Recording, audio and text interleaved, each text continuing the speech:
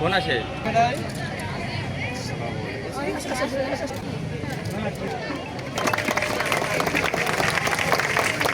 নিবারণ করত।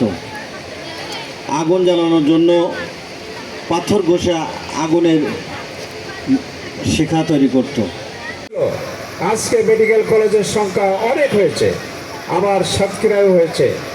বাংলাদেশে একসময় ইঞ্জিনিয়ারিং সায়েন্স পড়ার জন্য শুধু বুয়েট ছিল। বিজ্ঞানে তারা অনেক বেশি চর্চার সাথে থাকবে। এখন কথা হলো যে আমাদের সন্তানরা এত অমনোযোগী কেন? কারণ আমাদের সন্তানদের সামনে কোনো লক্ষ্য নেই।